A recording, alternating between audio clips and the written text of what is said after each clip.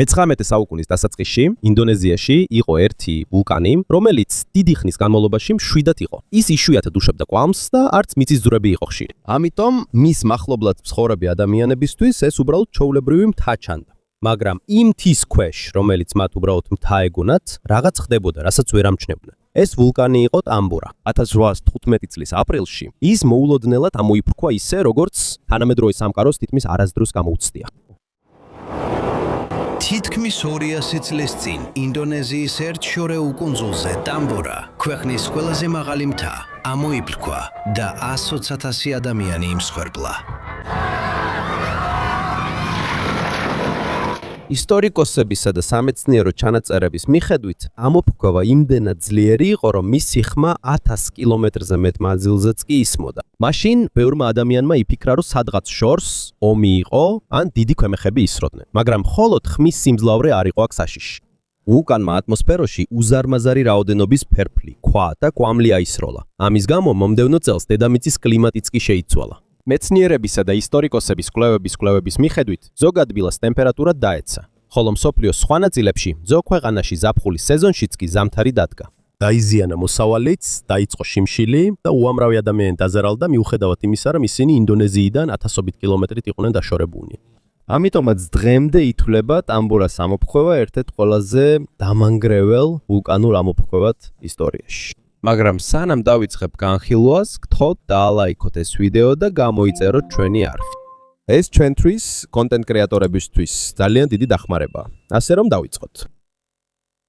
ტამბურა მდებარეობს სუმბავას კუნძულზე, ინდონეზიაში. ის არის ეგრეთ წოდებული წყნარი ოკეანის ცეცხლის რგოლის ნაწილი. ეს არის ძალიან დიდი ტერიტორია წყნარი ოკეანის გარშემო, სადაც უამრავი აქტიური ვულკანი და ხშირი მიწის ძვრებია. მარტივია მიზეზი, რატომაც აქ ბევრი ვულკანია. დედამიწის ქვეშ არის დიდი ქვის ფილები, რომლებსაც ტექტონიკურ ფილებს უწოდებენ. ისინი ნელა მოძრაობენ. ინდონეზიის ნაწილში ეს ფილები ერთმანეთს აწვებიან და ეჯახებიან. ამიტომ, როდესაც ერთი ფილი მეორეს ქვეშ ქვემოთ აწვება, მისი ზოგიერთი ნაწილი დნება დედამიწის ქვეშ არსებული ძლიერი სიცხის გამო. როდესაც ქვა დნება, ის მაგმად იქცევა და დროთა განმავლობაში მაგმა ვულკანის ქვეშ გროვდება. და რაც უფრო მეტი გროვდება, მით უფრო იზრდება წნევა შიგნით. ეს გავს წნევის ქვაბს, რომელიც მუდმივად ცხელდება. როდესაც მთა ვეღარ უძლებს ზედმეტ წნევას, მაშინ ხდება ამოფრქვევა. და სწორედ ეს მოხდა ტამბურაზე. 1815 წლის ამოფრქვევამდე ვულკანი დიდი ხნის განმავლობაში მშვიდი იყო. შესაძლებელია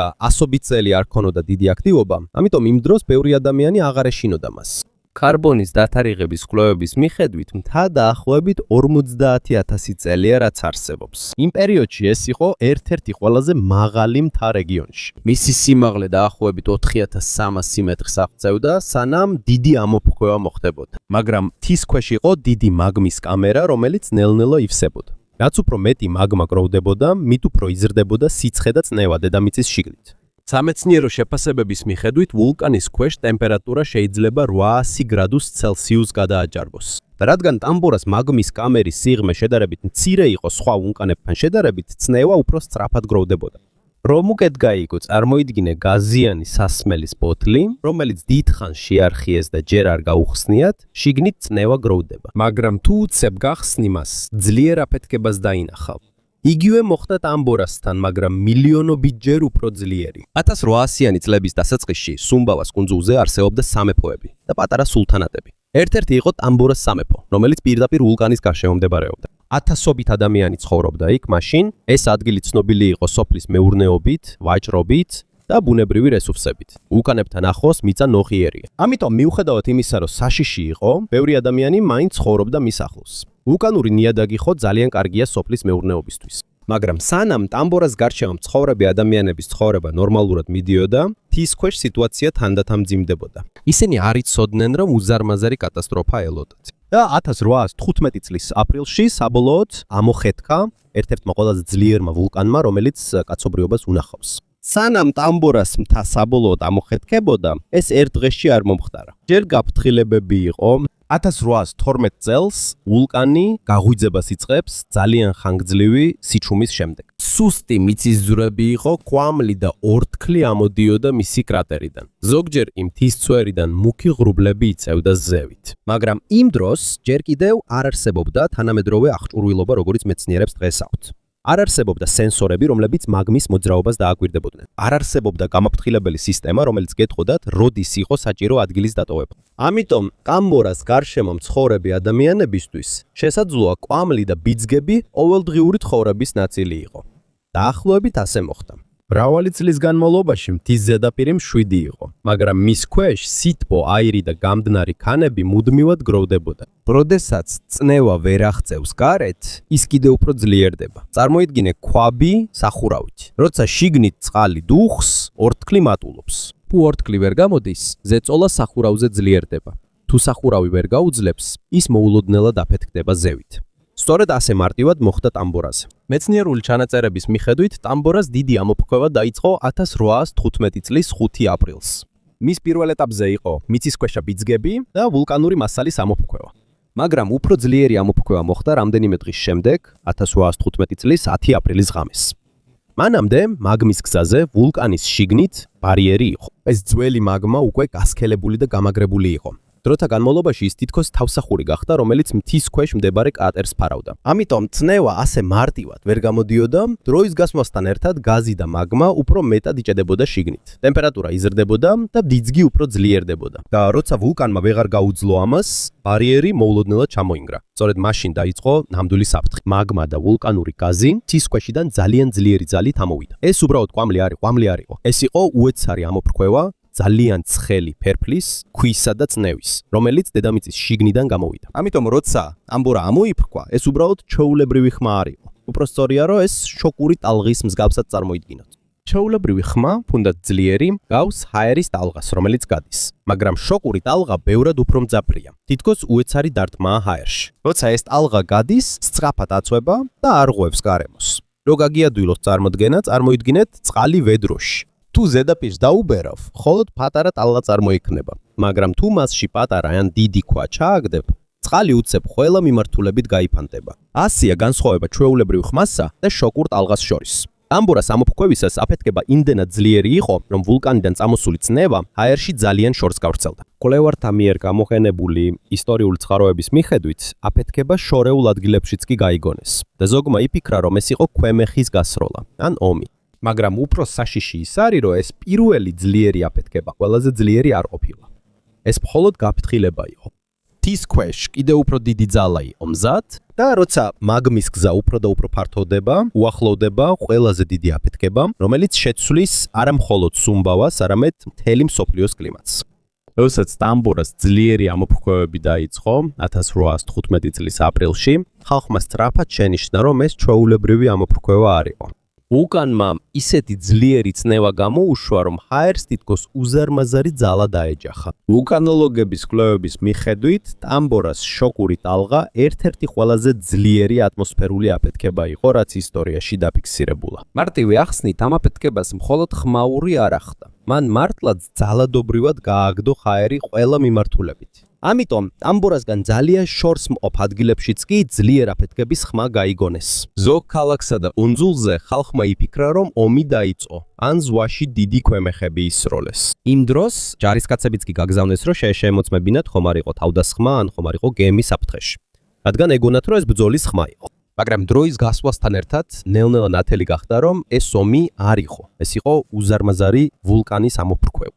საოცარია, რომ ტამბორა მხოლოდ ერთხელ არ ამოფრქვეულა. მან მრავალი დღის განმავლობაში არაერთხელ ამოაფრქვია უკიდურესად ძლიერი აფეთქებები. ყოველი ახალი ამოფრქვევა ახლდა ახალი წნევით დედამიწის ქვეშიდან. ასე ხდებოდა მთის შიგნით.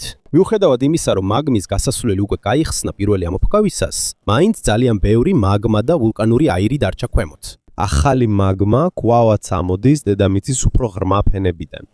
ამიტომ ვულკანი თითქოს ძალას არ კარგავს. სანამ ახალი მაგმა და აირი შემოდის, ახალი ამოფრქვევებიც გრძელდება. და ყოველი ამოფრქვევისას უფრო მეტი ფერფლი და ქვა აიყრება ზევით. ისტორიული წყაროების მიხედვით, მიხედვით ზოგი ადგილი ვულკანიდან 1000 კილომეტრზე მეტ მანძილზეც კი მდებარეობდა. მაგრამ ამოფრქვევის გუგუნი მაინც ისმის. ზოგიერთი ცნობით შესაძლებელია სუსტი ხმები სამხრეთ-აღმოსავლეთ აზიის უფრო შორეულ ნაწილებშიც კი მისწვდეს.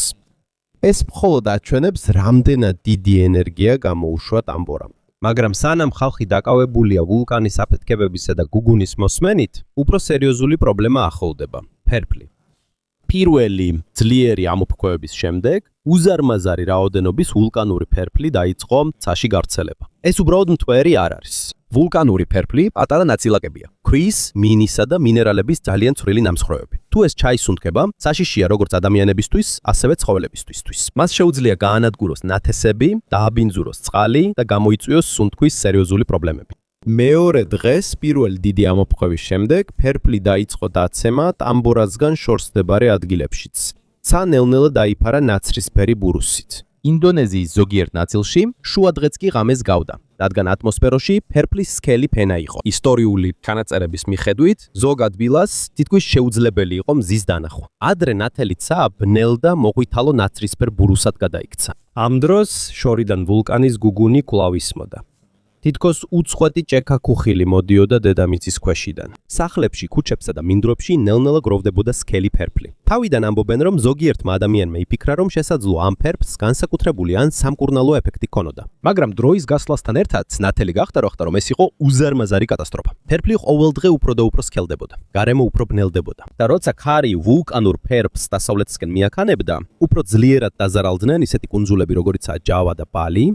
მხოლოდ რამდენიმე დღეში ტამბორას გარშემო მთელი გარემო შეიცვალა და ეს ჯერ კიდევ ამოფრქვევის ყველაზე ძლიერი ნაწილი არ იყო. 1815 წლის 10 აპრილს ტამბორას გარშემო თითქმის ჯოჯოხეთი იყო. მეზობელ კუნძულებზე მიწაზე უკვე სქელი ფერფლი იდო, ზოგიერთ ადგილას ფერფლი თითქმის აღარ ჩანდა. შუადღესაც კი ადრე ნორმალური ცხოვრება შეიცვალა სიბნელით, კვამლით და ვულკანიდან უწყვეტი გუგუნით. მაგრამ მიუხედავად იმისა, რომ სიტუაცია ასეთ ამძიმდა, ეს ჯერ კიდევ არ იყო ამ ამოფრქვევის ყველაზე საშიში ნაწილი. იმ დღის საღამოს ტამბორა შევიდა იმ ფაზაში, რომელსაც მეცნიერები პლინიურ სტადიას უწოდებენ. ეს არის ვულკანური ამოფრქვევის ყველაზე მძაფრი და დამანგრეველი ნაწილი. აქ ხდება უწყვეტი და ძალიან ძლიერი აფეთქებები, რომლებიც უზარმაზარი რაოდენობის ფერფლს, ქვას და აირს ატყორცნის ატმოსფეროში. რო უკეთ გაიგო, წარმოიდგინეთ წნევის ქვაბი, რომელიც უბრალოდ კი არ აფეთქდა. როგორც მილიონობით ტონა ცხელი ქვა და აირი მთელმა მთამ ერთდროულად მაღლა აისროლა. საღამოსკენ ტამბორამ დაიწყო უზარმაზარი ამოფრქვევის სვეტების გამოშვება. კვლევების მიხედვით, ეს სვეტები თითქმის 40 კილომეტრამდე ავიდა ატმოსფეროში. ეს ძალიან მაღალია, უფრო მაღალი ვიდრე დღესდღეობით უმეტესობა თვითმფრინავების ფრენის სიმაღლე. როდესაც სქელი ფერფლის ღრუბელი მაღლა ადიოდა, ციდან ცხელმა ვულკანურმა ქვებმა და პუმისმა დაიწყო დაცემა. პუმისი მსუბუქი, მაგრამ მყარი ვულკანური ქულკანური ქვა, რომელიც წარმოიქმნება მაშინ, როცა მაგმა სწრაფად ცივდება და სავსეა გაზით. ზოგიერთ ადგილას ციდან ჩამოცვენილი ქვები ადამიანის მუშტის ზომის იყო. ღამის გაღრმავებასთან ერთად ამოფრქვევა კიდევ უფრო მძაფრი გახდა. ისტორიული თვითმხილველების ცნობების მიხედვით, მთლიანი მთა თითქოს ცეცხლში იყო გახვეული. მისი მწვერვალი სხვადასხვა მიმართულებით უშვებდა ცეცხლს, ფერფლს და შავ კვამს. უბრალო სიტყვებით რო ვთქვათ, თითქოს თავად მიწა ფეთქდებოდა. ამის შემდეგ ტამბორას გარშემო მდებარე სოფლებში ძალიან სქელი ვულკანური ფერფლი დაიწყო ჩამოწოლა. ნელ-ნელა დაიფარა სახლები, ხეები, მინდვრები და გზები. მაგრამ კიდევ უფრო საშიში მოვლენა მოხდა. პიროკლასტიკური ნაკადი. ეს ვულკანური ამოფრქვევის ერთ-ერთი ყველაზე მომაკვდინებელი ნაწილია. პიროკლასტიკური ნაკადი არის ძალიან სწრაფი ზვავი, უკიდურესად ცხელი ფერფლის, ქვების და მომწამლელი აირების, რომელიც ვულკანიდან ეშვება. ეს ჩვეულებრივი კვამლი არ არის. ეს გავს გიგანტურ ცეცხლისა და ფერფლის ღრუბელს, რომელიც სწრაფად ეშვება მთის ფერდობზე. ის იმდენად ცხელია და სწრაფად მოძრაობს, რომ თითქმის შეუძლებელია მისგან გაქცევა, თუ ვულკანთან ახლოს ხარ. მეცნიერული შეფასებების მიხედვით, პიროკლასტიკური ნაკადის ტემპერატურა შეიძლება 100 გრადუს ცელსიუსს მიაღწიოს. ის იმდენად ცხელია, რომ შეუძლია თითქმის ყველაფერი, რაც გზაზე შეხვდება, მაშინვე დაწვას. და იმ ღამეს ტამბორას უზარმაზარი ამოფრქვევის სვეტი ჩამოიშალა. ეს მოხდა იმიტომ, რომ ჰაერში ფერფლისა და ნამსხვრევების რაოდენობა ძალიან დიდი იყო, რის გამოც ისინი მიწაზე ჩამოვარდა. სწორედ იქ დაიწყო დიდი პიროკლასტიკური ნაკადები. შემდეგ მთიდან გადმოიჭრა ცეცხლოვანი ფერფლი და აირი. მან შთანთქა ტამბორას გარშემო მდებარე სოფლები და სამეფოები. ყოფილი აყვავებული ტამბორას სამეფო თითქმის მთლიანად განადგურდა. მრავალი წლის შემდეგ ჩატარებული არქეოლოგიური გათხრების მიხედვით აღმოჩენილია სახლები, რომლებიც დაფარული იყო სქელი ვულკანური ნალექებით. ასევე აღმოჩენილია რამდენიმე ადამიანის ჩონჩხი სახლების შიგნით. ეს აჩვენებს თუ რამდენად სწრაფად მოხდა ტრაგედია. ბევრი ადამიანი ალბათ ვერ მოასწრო გაქცევა, ხოლო შენობები არ გამქრალა. ასევე დაიკარგა იმ ადგილას მცხოვრები ხალხის, კულტურისა და ისტორიის დიდი ნაწილი. ისტორიკოსების თქმით, მათ საკუთარი ენა ჰქონდათ, რომელიც განსხვავდებოდა მეზობელი რეგიონების ენებისგან. მაგრამ ამოფრქვევის შემდეგ ეს ენა თითქმის მთლიანად გაქრა მათი საზოგადოებისთან ერთად. და სანამ ტამბორას გარშემო პიროკლასტიკური ნაკადები ანადგურებდა ყველაფერს, ვულკანის ამოფრქვევა ღამითაც განაგრძობდა მძვინვარებას. მთელი კუნძული ნელ-ნელა გადაიქცა უზარმაზარ კატასტროფის ზონად. სანამ პიროკლასტიკური ნაკადები აგრძელებდა ტამბორას გარშემო ყველაფრის განადგურებას, კუნძულზე კიდევ ერთი საშიში შედეგიც იგრძნობოდა. როდესაც ძალიან ცხელი ფერფლი, ქვები და ვულკანური ნამსხვრევები ნაპირზე დაეშვა, მათი დიდი ნაწილი წყალში ჩავარდა, რის შედეგადაც ცუნამი წარმოიშვა. ეს არ იყო ისტორიაში ყველაზე დიდი ცუნამი, მაგრამ საკმარისი იყო იმისთვის, რომ პანიკა და დამატებითი განადგურება გამოეწვია ახლომდებარე სანაპიროებზე. ზღვის ახლოს მდებარე ზოგიერთ ადგილას წყლის დონე მოულოდნელად აიწია და რამდენიმე წუთში ისევ სწრაფად დაიწია. ამასთან ერთად ვულკანიდან ძლიერი ამოფრქვევები კვლავ გრძელდებოდა. იმ დროის ისტორიული ჩანაწერების მიხედვით, ზოგიერთ კუნძულზე ისეთი სიბნელე იყო, რომ ხალხს სანთლების ანთება უწევდათ. მიუხედავად იმისა, რომ ჯერ კიდევ შუადღე იყო. ზე აღარ ჩანდა კარგად. აერში არსებული სქელი ფერფლის სინათლეს ბლოკავდა. მარტივი ახსნით, თითქოს გიგანტური მთვრის ღრუბელი ფარავდა მთელ ცას. და დროის გასვლასთან ერთად ფერფლის წვიმა კიდევ უფრო ძლიერდებოდა. ნელ-ნელა ხეები, სახლები, ველები და მდინარეები დაიფარა. ადრე მწვანე გარემო მთვრისფერი გახდა და თითქმის აღარაფერი იყო ცოცხალი. თვითხილველების თქმით, ზოგიერთი ადგილი ისეთი იყო, თითქოს დილაც კი აღარ იყო ჩვეულებრივი დღე. თითქოს მუდმივი ღამე იყო.